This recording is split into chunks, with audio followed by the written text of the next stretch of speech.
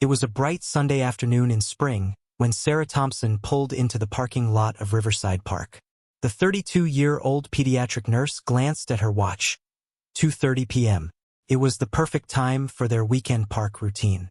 By now, the playground would be quieter, less crowded. Exactly what she wanted for Emma's first visit to the park. 6-year-old Emma sat quietly in the back seat, clutching her favorite stuffed rabbit. It had only been 2 weeks since Emma had come into Sarah's care through the foster system. The little girl, with her blonde curls and bright blue eyes, was still adjusting to her new life, and Sarah was doing everything she could to make that transition as smooth as possible. "Ready for some fun, Emma?" Sarah asked, glancing at the child through the rearview mirror. Emma gave a shy nod, her small fingers tightening around the rabbit's ears. Sarah had quickly learned that Emma spoke very little. Understandable, given the difficult past she had come from. Sarah knew it would take time for Emma to feel truly at ease in her new home, but every small step in the right direction was a victory. Sarah stepped out of her blue Honda Civic, her dark braids swaying gently in the spring breeze. She smoothed her simple green t-shirt and jeans before opening the back door to help Emma out. The little girl hesitated for a moment, but then carefully climbed down, holding onto Sarah's hand tightly. "Look, they have swings." Sarah pointed excitedly toward the playground. "Would you like to try them?" Emma's eyes lit up at the sight of the empty swing set, and she nodded eagerly this time. Sarah couldn't help but smile. It was such a small thing, but seeing Emma react to something so simple made her heart swell. The park felt like a fresh start for both of them. As they walked toward the playground, Sarah noticed a few other families scattered around. 2 boys were playing basketball on the nearby court. A couple of toddlers were in the sandbox with their dad, and some older kids were riding bikes along the paved paths. It was a peaceful afternoon, and it was just what Sarah had hoped for. Sarah helped Emma onto the swing, making sure she was secured properly. "Hold on tight to the chains," she instructed. "I'll push you gently at first." Emma's small hands gripped the metal chains, and for the first time, Sarah saw a tiny smile appear on the girl's face. Sarah began to push, starting slow, but with each gentle push, Emma's confidence grew. The swing creaked softly as it moved higher and higher. After a few minutes, Sarah heard something that made her heart swell. A giggle.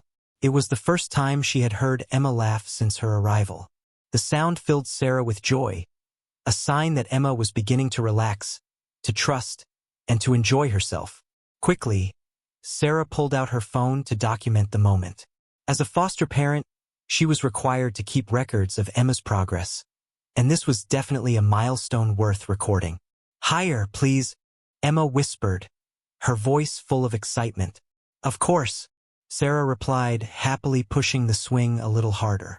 Emma's giggles grew louder, her blonde curls bouncing in the sunlight with each swing. Several parents nearby smiled at the heartwarming scene. Sarah's heart filled with pride. She remembered her first meeting with Emma at the foster care office. The little girl had been through 3 different foster homes in the past year, and her caseworker, M. Rodriguez, had been desperate to find a stable, loving placement. Sarah, who had been a foster parent for 3 years, knew she could provide the kind of home Emma needed. And as Sarah watched Emma swing higher, she knew they were moving in the right direction. After a while, Sarah noticed Emma beginning to relax even more. Her shoulders weren't as tense, and her smile was growing wider. These were the moments Sarah lived for, seeing a child slowly open up and feel safe. "Would you like to try the slide next?" Sarah asked, noticing Emma's enthusiasm for the playground growing. Emma nodded vigorously, and Sarah helped her slow the swing down. Together, they walked hand in hand toward the slide. As they reached the base, Sarah pulled out some hand sanitizer from her bag and cleaned Emma's hands. "Safety first," she said with a warm smile, something she often said both as a nurse and as a foster mom. Emma climbed the ladder carefully while Sarah stood close by, ready to catch her if needed. At the top of the slide, Emma looked down, a little nervous. "It's okay, sweetie. I'm right here," Sarah reassured her. Emma took a deep breath, then pushed herself forward. Her face lit up with joy as she slid down, her giggle ringing out at the bottom. "Again!" she exclaimed. The most animated Sarah had seen her yet. Sarah's heart filled with joy at this breakthrough. She quickly took another photo, capturing Emma's excited expression. The moment was perfect. It was a sign of progress, a reminder of how far Emma had come in just a short amount of time. But what Sarah didn't notice as she helped Emma back to the ladder was the woman watching them from a nearby bench. The woman's eyes narrowed as she observed Sarah, her dark skin, and Emma's pale complexion and blonde hair. Her fingers were already reaching for her phone. Karen Mitchell, a 45-year-old woman who considered herself the unofficial guardian of Riverside Park, had been watching Sarah and Emma for 15 minutes. Karen's house overlooked the park, and she took pride in keeping the neighborhood safe. Today, however, something didn't sit right with her. As she stared at Sarah and Emma, Karen's mind began to race. She couldn't shake the feeling that something was off about the pair. They didn't look like they belonged together. In Karen's narrow mind, the black woman with the white child just didn't add up. Karen pulled out her iPhone 15 Pro Max and started recording, muttering to herself about suspicious activity. Sarah, completely unaware of the brewing storm, was too caught up in the joy of the moment to notice Karen's eyes tracking her every move. She was too busy helping Emma build a sandcastle in the sandbox, showing her how to pack the sand tightly into the plastic molds they had brought. Emma was giggling as she decorated their creation with small twigs and leaves. "Excuse me," a sharp voice suddenly cut through their peaceful moment. Sarah looked up, surprised, to see a woman with highlighted blonde hair and a pinched expression standing nearby. The peaceful afternoon, once filled with the sound of Emma's laughter, was about to take an unexpected turn. But for now, Sarah and Emma continued their adventure, oblivious to the looming confrontation, lost in their own world of newfound trust and happiness. It was a bright Sunday afternoon when Sarah Thompson's peaceful outing with 6-year-old Emma took a startling turn. Standing over them with her phone pointed directly at their faces was a woman with an expression that was equal parts suspicion and outrage. "What exactly do you think you're doing with that child?" she demanded. Sarah immediately felt Emma tense beside her.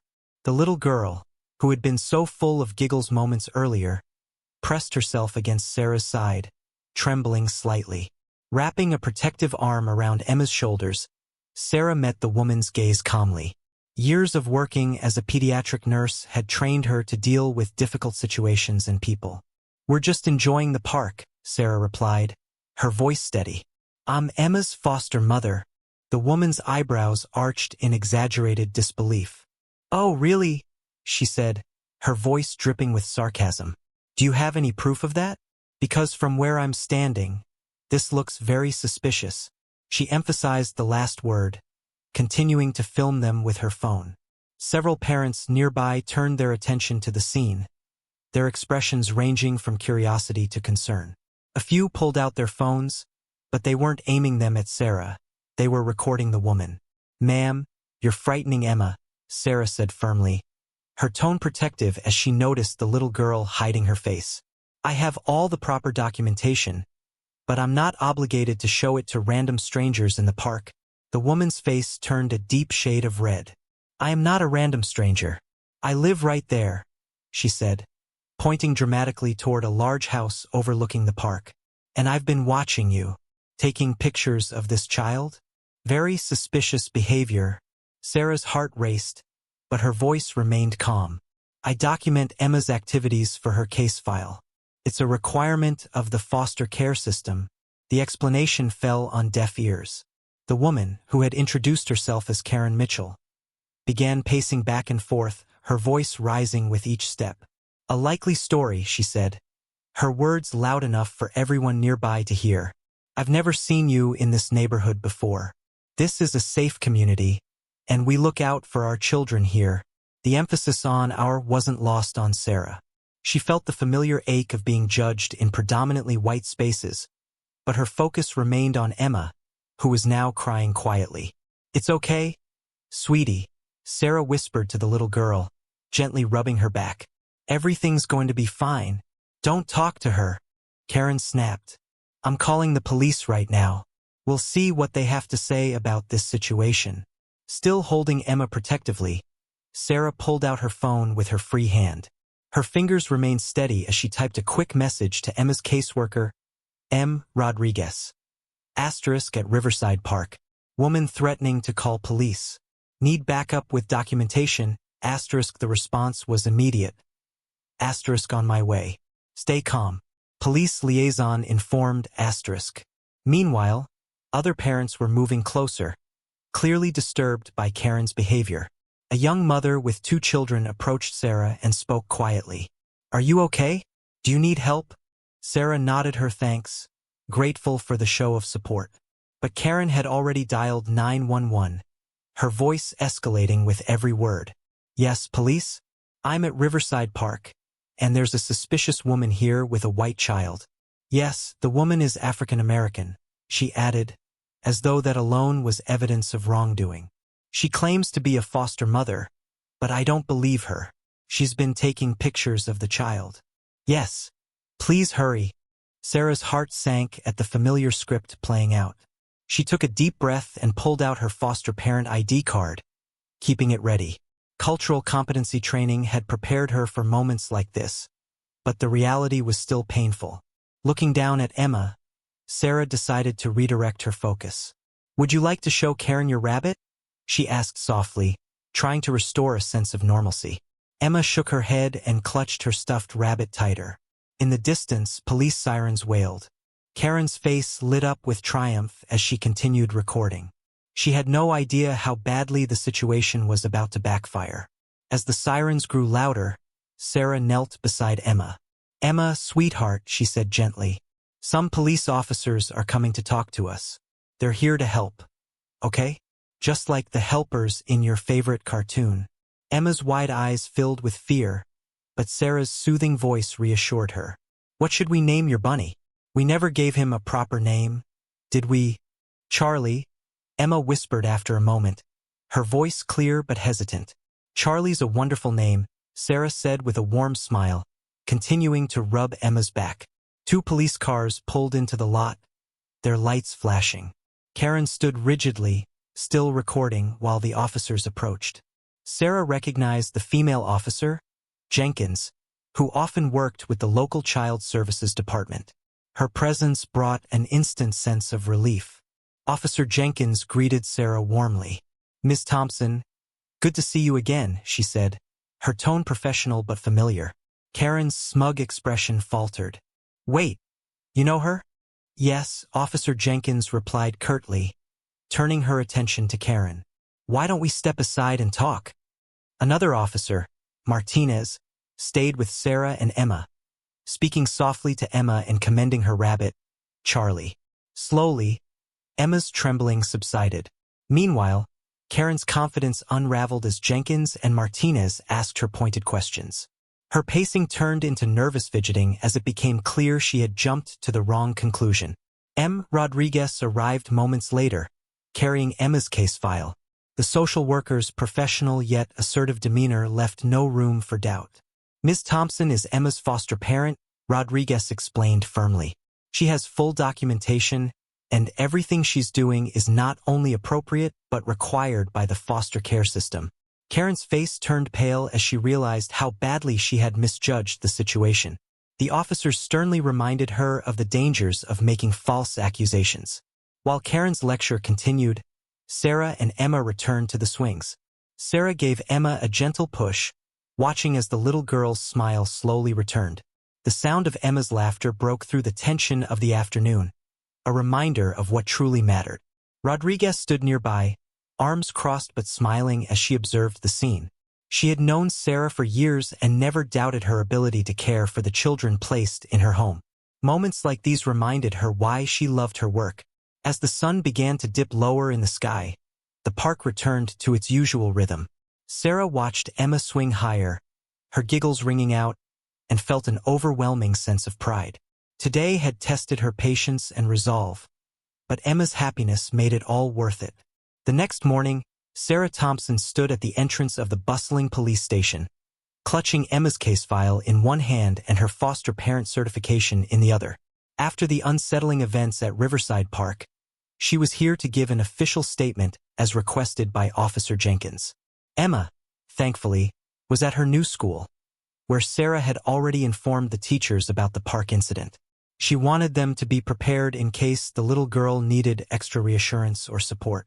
Taking a deep breath, Sarah stepped inside, her shoes clicking softly on the polished floors. The station was busy, filled with the hum of conversations and the occasional crackle of police radios. She found a seat in the waiting area and settled in, her nerves steady despite the surreal turn her peaceful Sunday outing had taken. As she glanced around, her eyes landed on a familiar figure walking briskly down the hallway. Karen Mitchell, the woman whose baseless accusations had caused the entire scene, emerged from one of the offices. Today, Karen looked markedly different. Gone were her designer yoga clothes and oversized sunglasses, replaced by a simple navy blue business suit. Her confident, accusatory demeanor was nowhere to be seen. Instead, her face was drawn and pale, her eyes darting around as if searching for an escape route. When Karen spotted Sarah, she froze for a moment, her expression shifting to one of discomfort and embarrassment. Her cheeks flushed red, and without a word, she quickly turned and walked in the opposite direction, her heels clicking loudly against the tiled floor. "Mrs. Thompson? Please come in," Officer Jenkins called from a doorway, breaking Sarah's thoughts. Sarah rose and followed the officer into her office. To her surprise, the room wasn't empty. In addition to Officer Jenkins, there was a middle-aged man in a police chief's uniform seated behind a desk, and beside him stood a woman with a professional demeanor, holding a notepad and camera bag slung over her shoulder. "Mrs. Thompson," the man began, rising to shake her hand. "I'm Chief Anderson, and this is Diana Foster, a journalist with the local news station." Sarah's brow furrowed slightly. "Journalist?" she echoed, her tone cautious. Chief Anderson gestured for her to take a seat. "Yes, Ms. Foster is here because the events at the park yesterday have garnered significant attention. Several videos of the incident have gone viral on social media." Sarah's stomach sank. She had deliberately avoided social media since the incident, focusing instead on comforting Emma and ensuring the little girl felt safe. The idea of their personal ordeal being shared online was unsettling. Sensing Sarah's concern, Diana Foster stepped forward with a reassuring smile. "Don't worry," she said quickly, her tone warm and empathetic. "The videos paint a very clear picture of what happened, and you come across as nothing short of remarkable." Sarah blinked, unsure how to respond. Officer Jenkins pulled a laptop from her desk and opened it, turning the screen towards Sarah. "Take a look," she said, pressing play on a video. The footage was grainy but unmistakable. It showed Sarah kneeling beside a crying Emma, speaking gently to her while Karen Mitchell paced back and forth, gesturing wildly and raising her voice. The audio was clear enough to capture Karen's accusations as well as Sarah's calm, measured responses. "This is my foster daughter," Sarah heard her own voice say on the recording. "I have the proper documentation, but I'm not obligated to share it with strangers." The video continued, capturing the arrival of the police and the interactions that followed. More than once, the camera panned to Sarah, who remained composed even as Karen's accusations grew increasingly frantic. Toward the end of the clip, another parent could be heard stepping forward to defend Sarah, praising her as a dedicated foster mother and nurse. The video ended, and Officer Jenkins closed the laptop. "That's just one of several clips," she explained. "Together, they've been viewed over 2 million times since last night." 2 million, Sarah repeated, stunned. Diana Foster nodded. "People are sharing the videos not just because of the confrontation, but because of how you handled yourself. Your calmness, your care for Emma. It's resonated with a lot of people. Many are calling you a hero, a role model." Sarah's cheeks flushed with surprise. "I was just doing what any foster parent would do, protecting my child, and that's exactly why your story matters," Diana said. "We want to highlight the challenges and triumphs of fostering, as well as the systemic issues that lead to moments like what happened yesterday. This is an opportunity to turn something painful into something positive." Chief Anderson leaned forward, his hands clasped on the desk. "Ms. Foster has suggested a feature story about you and Emma, if you're comfortable with that, of course." The goal would be to educate the public about fostering and to emphasize the importance of cultural awareness and community support. Sarah hesitated, her mind racing. While she appreciated the sentiment, her priority was Emma's privacy and well-being. "I'd need to discuss this with Emma's caseworker," she said finally. "And I'd want to ensure Emma isn't directly involved in anything public. She's been through enough." "Absolutely," Diana agreed. "We'd respect any boundaries you set. The focus would primarily be on your perspective as a foster parent and advocate for children." Sarah nodded, feeling slightly more at ease. "I'll think about it." "Take your time," Chief Anderson said. "No rush." The conversation shifted to the official statement Sarah needed to provide about the incident. She recounted the events clearly and concisely, ensuring that every detail was documented. As she spoke, she couldn't help but think about Karen Mitchell's sudden departure from the station. "What's going to happen to Mrs. Mitchell?" Sarah asked when she finished her statement. "She's receiving a formal warning for filing a false report," Officer Jenkins replied. "We've also strongly recommended that she attend a community relations workshop next week.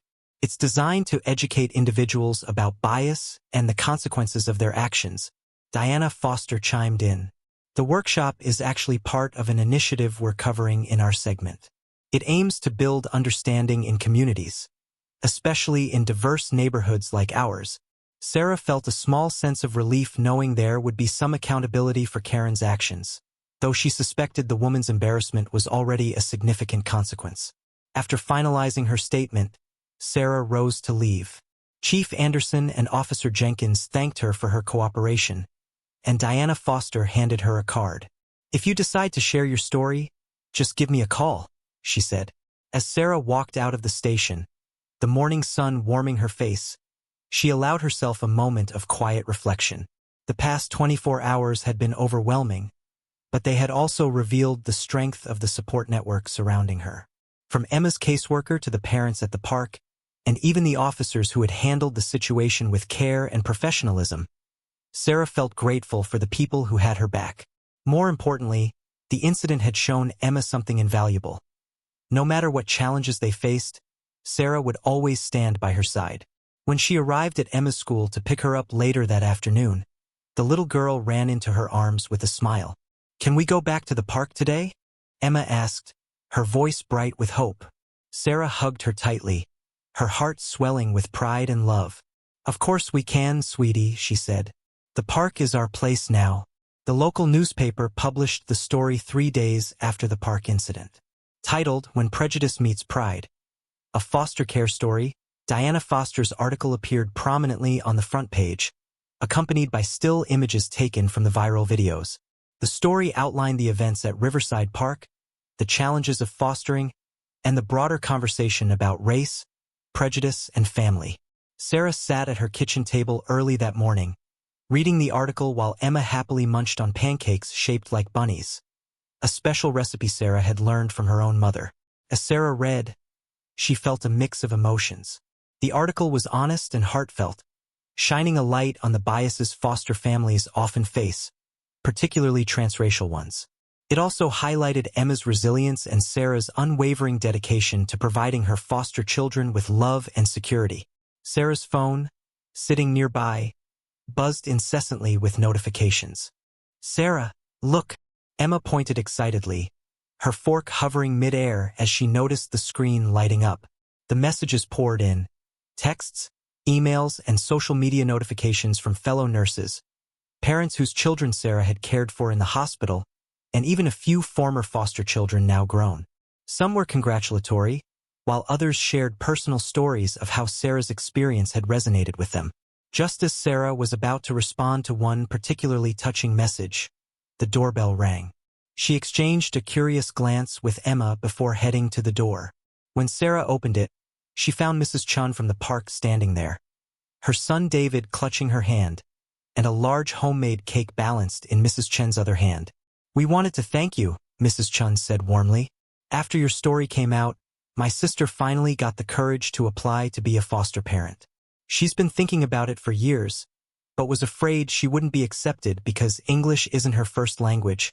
Moved, Sarah invited them in, and Mrs. Chun placed the cake on the kitchen counter. David joined Emma at the table, and the two children began chatting easily as if they'd been friends forever. Throughout the morning, more visitors arrived, each carrying something. Food, flowers, cards, and above all, stories. One by one, they shared how Sarah's story had inspired them. Mr. Johnson, the father whose daughter Sarah had helped during her broken arm treatment, arrived with his wife and 3 teenagers. His wife, who worked at the local library, excitedly announced, "We've decided to start a section dedicated to books about diverse families and fostering. We want children to see themselves in stories and learn that families come in all forms." Sarah blinked back tears as she thanked them, grateful for the overwhelming show of support. As the day went on, Sarah's small home began to fill with people. Around lunchtime, Emma's teacher, Ms. Peters, arrived carrying a folder stuffed with colorful drawings. The children wanted to show their support, Ms. Peters explained, smiling as she handed the folder to Emma. Emma sat cross-legged on the living room rug, carefully flipping through the pictures. Each drawing depicted a version of family. Stick figures holding hands, houses with smiling faces in the windows, or hearts surrounding pairs of children and adults. "This one is like us," Emma said softly, holding up a drawing of a rainbow of stick figures holding hands. She showed it to Sarah, her wide eyes filled with wonder. Sarah knelt beside her, gently placing a hand on Emma's shoulder. "It is, sweetie. Families come in all shapes, sizes, and colors, don't they?" Emma nodded, her lips curving into a shy smile. By 2 p.m., the house was buzzing with energy when a local TV crew arrived to film a segment about foster care awareness. The reporter, a young woman with a kind smile, looked genuinely touched as she took in the scene. Sarah's living room was crowded with community members, some chatting animatedly while others worked together in the kitchen.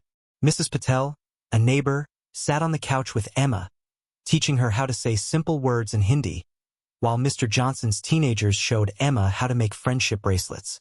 Mrs. Chan and her sister were busy arranging food on the dining table, while Sarah floated between groups, ensuring everyone felt welcome.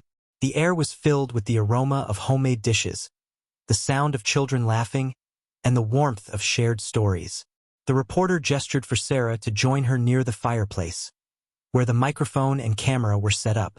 "Mrs. Thompson," she began, her voice gentle yet inquisitive, "did you expect this kind of response when your story first went public?" Sarah looked around her living room, taking in the sight of neighbors, friends, and even strangers who had reached out with kindness and solidarity. Her gaze lingered on Emma, who was intently threading beads onto a bracelet while chatting happily with Mr. Johnson's daughter. "No," Sarah admitted, her voice soft but steady. "I didn't expect any of this." She paused, searching for the right words. "I've always believed that family isn't about matching skin colors or features. It's about love, safety, and helping children grow. That's what being a foster parent is to me. Giving a child a safe place where they can feel valued and loved. Yesterday was tough, but seeing how our community has come together, it reminds me why I do what I do." The reporter smiled, visibly moved by Sarah's words. "What would you say to someone who's considering becoming a foster parent but is hesitant?" "I'd say don't let fear stop you," Sarah replied without hesitation.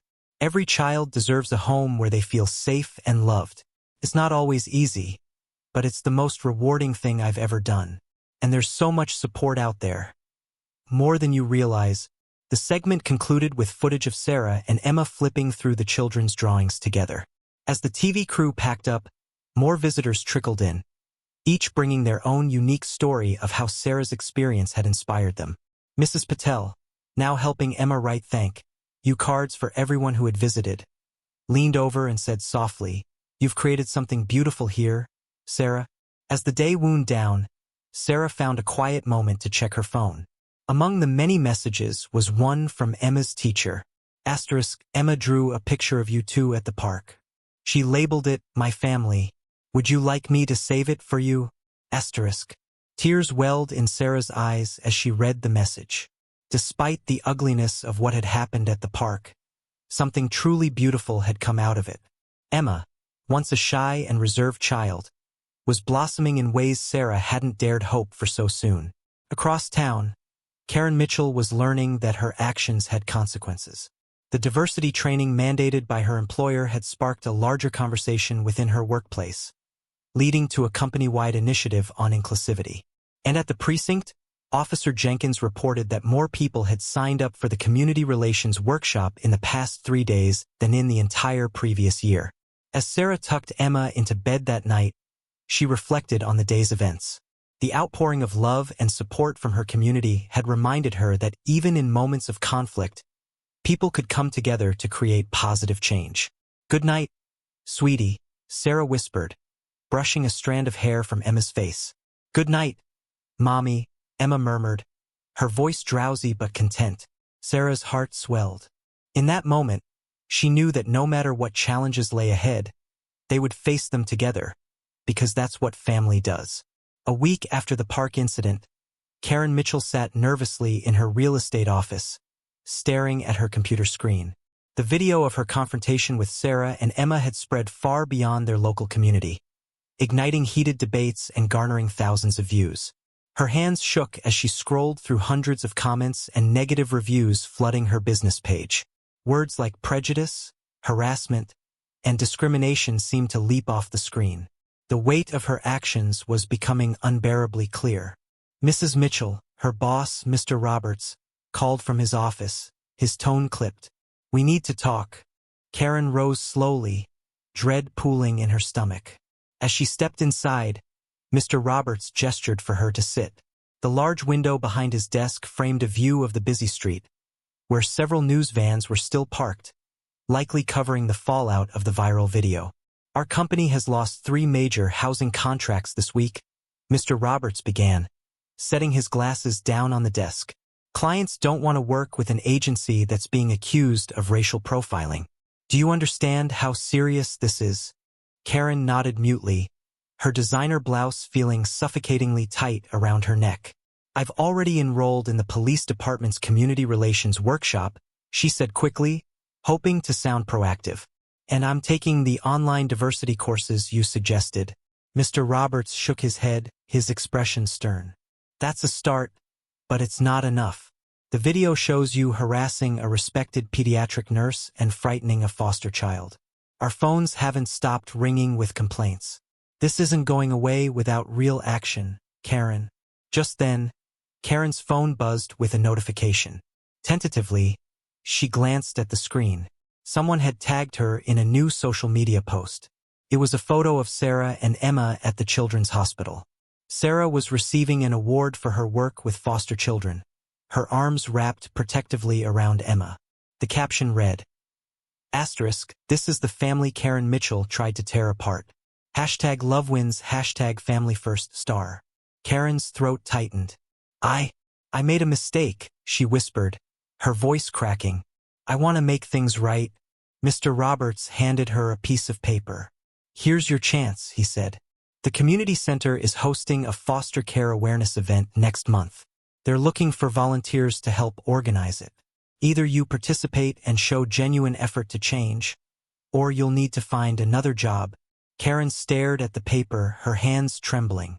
Volunteering wasn't part of her comfort zone, but she understood it was an opportunity she couldn't afford to squander. Meanwhile, across town at the police station, Officer Jenkins was reviewing the park incident report with her supervisor.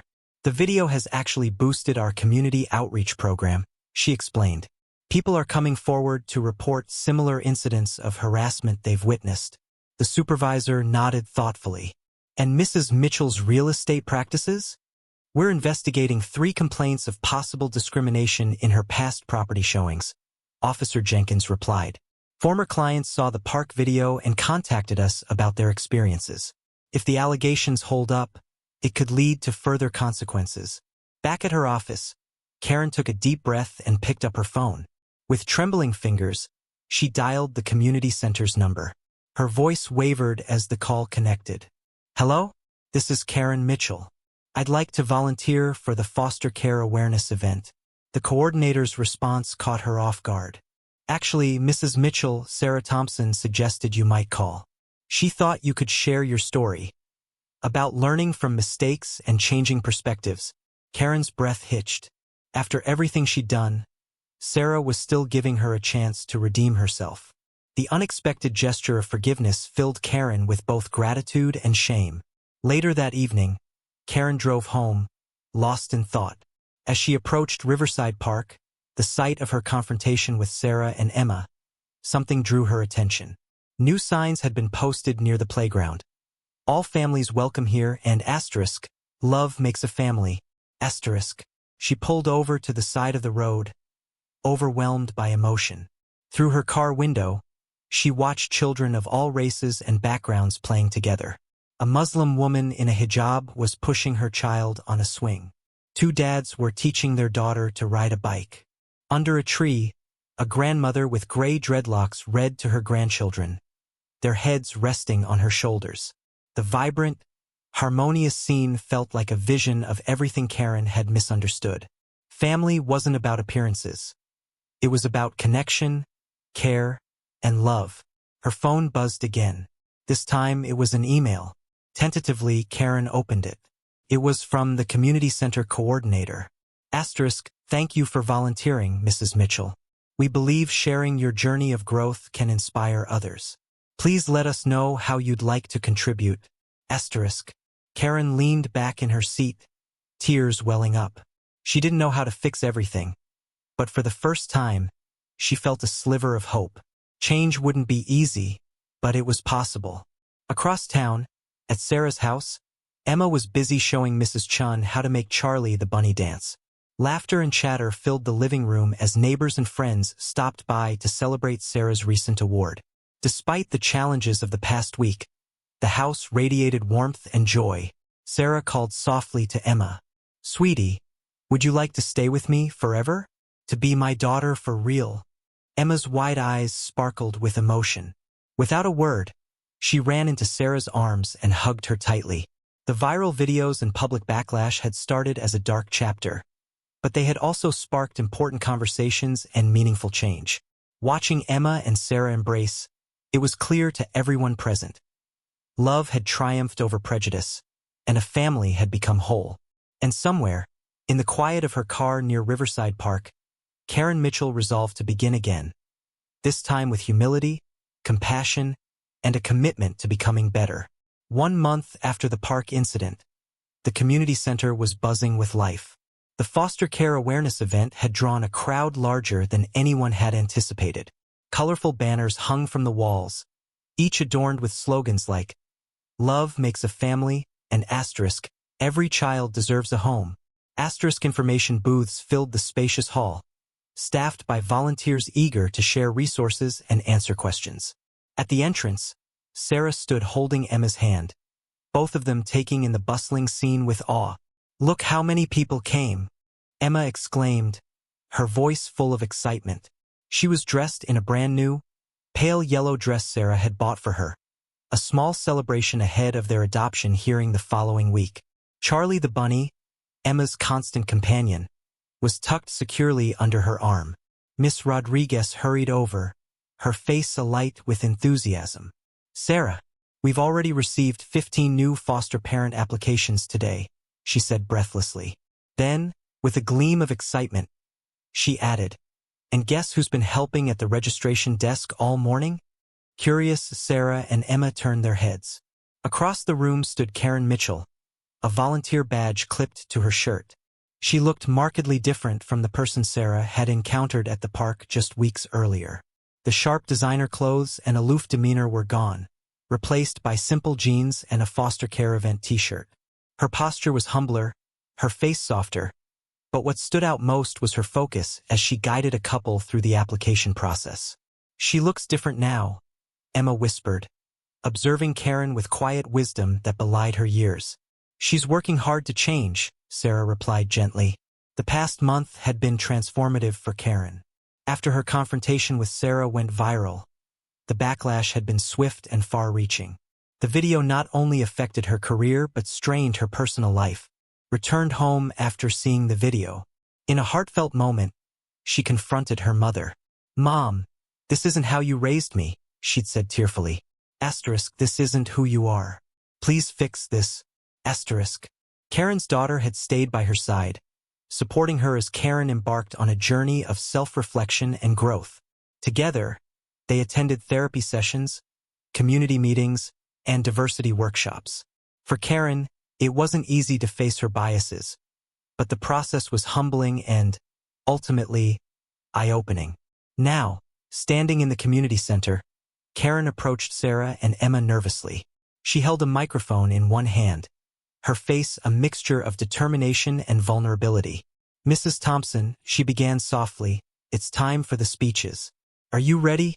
Sarah nodded and followed Karen to the small stage at the front of the hall. The room fell silent as Karen stepped up to the microphone.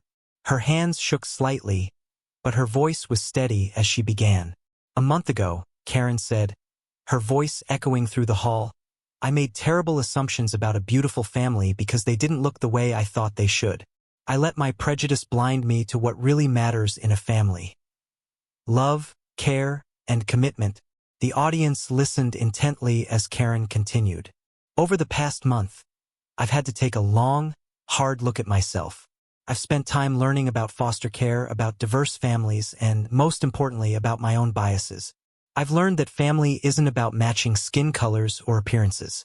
It's about matching hearts." Emma, sitting in the front row, squeezed Sarah's hand tightly. "She's different now," Emma whispered again, her voice tinged with hope. Karen turned to Sarah and Emma, her gaze sincere. "I want to publicly apologize to both of you. My actions that day were inexcusable, but you turned my mistake into something extraordinary. Because of you, children are finding homes, and families are finding the courage to open their hearts. You showed me what real strength and love look like." As Karen stepped back, Sarah moved to the microphone. She smiled warmly at the audience before speaking. "A month ago, I was just a nurse trying to give a scared little girl a home," she began. "Today, I see hundreds of people here wanting to do the same thing. Sometimes, the worst moments can lead to the best changes." The room erupted in applause, a wave of emotion sweeping through the crowd. After the speeches, attendees explored the booths, asking questions, collecting pamphlets, and sharing stories. Sarah and Emma stood at their own booth, proudly displaying Emma's crayon drawing of their family. The picture showed two figures, one dark-skinned, one light-skinned, holding hands beneath a bright sun. Above them, in careful letters, Emma had written, "Asterisk, my family is perfect, asterisk." As they interacted with visitors, Mr. Roberts, Karen's boss, approached their booth. He extended a hand to Sarah. "Mrs. Thompson," he said warmly, "I wanted you to know that Karen has been leading our company's new initiative to help foster families find affordable housing. She's completely transformed our office culture. Her work has been inspiring." Sarah smiled, glancing toward Karen, who was busy helping another visitor. "It sounds like she's making a real difference," Sarah replied. As the event continued, Karen's daughter surprised everyone by bringing out a cake. Decorated in rainbow colors, it bore the words, "Love makes a family," in bold, cheerful letters. Karen approached Emma with the cake knife, her voice soft. "Emma, would you like to cut the first piece?" Emma looked up at Sarah, who nodded encouragingly. Grinning, Emma took the knife and carefully sliced the first piece, her small hand steady. The crowd cheered as slices of cake were passed around, each bite a sweet reminder of the day's success. Before the event wrapped up, Ms. Rodriguez made a special announcement. "Thanks to today's event," she said, her voice filled with emotion, "we've matched 15 children with potential foster families. 7 of these families come from diverse backgrounds and told us they never thought they could be foster parents until they heard Sarah and Emma's story." Karen stood at the edge of the room, listening quietly. Tears welled up in her eyes as she absorbed the impact of the day. Turning to Sarah, she said softly, "I never imagined my biggest mistake would lead to something so beautiful." Sarah placed a hand on Karen's shoulder. "Sometimes," she said gently, "we need to see our reflection in others' eyes to truly understand ourselves." As the sun set outside the community center, families of all kinds, foster, adoptive, biological, and blended, gathered for a group photo. Karen hesitated at the edge of the frame until Emma ran over, grabbing her hand. "Everyone belongs," Emma declared firmly, pulling Karen into the picture. The camera flashed, capturing a moment that symbolized growth, forgiveness, and unity. In the front row, Emma stood proudly between her soon-to-be adoptive mother and the woman who had learned to see with her heart instead of her eyes. It was a moment that celebrated the power of love, the possibility of redemption, and the belief that family is what you make.